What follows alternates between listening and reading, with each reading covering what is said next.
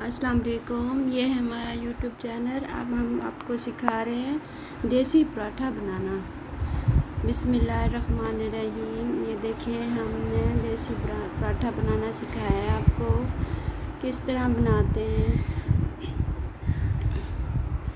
हमारा आटा भी देसी है और देसी ही लस्सी के साथ हम पराठा बनाना सिखा रहे हैं आपको। देखिए, अब हमने इसमें घी डाला है। आपके पास देसी घी हो तो भी अच्छा है, वैसे ये हमने तो ये बाज़ार वाला घी है। इस तरह डाल के रोल कर लेना है इसको। ऐसे रोल करके फिर हमने इसका गोल सा पराठा बना लेना है। ऐसे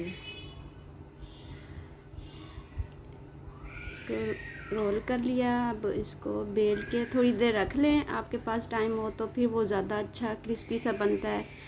ऐसे हमने तो इसको फ़ौरन ही बनाना है, तो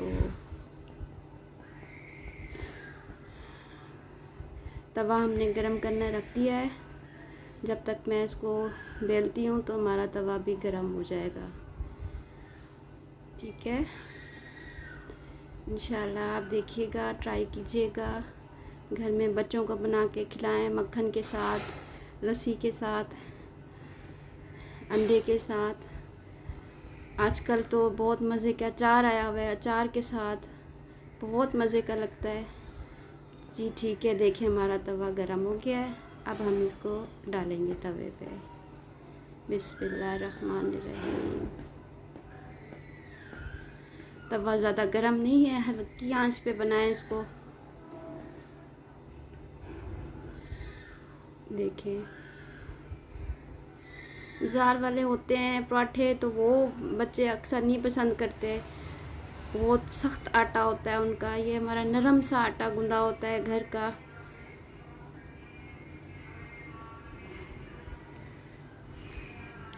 देखें, बस एक दफ़ा इसको पलट के फिर इस पे हम इंशाल्लाह देखें।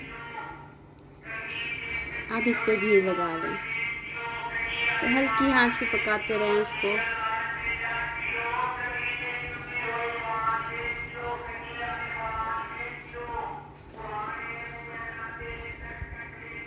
इसको हल्का हल्का फ्राई करते रहें। वो आपकी मर्ज़ी होती है, कोई ज़्यादा तेज़ पराठा पसंद करते हैं, कोई हल्का हल्का फ्राई हुआ हुआ पसंद करते हैं। तो देखिए कितना प्यारा माशाल्लाह से कलर आ गया है।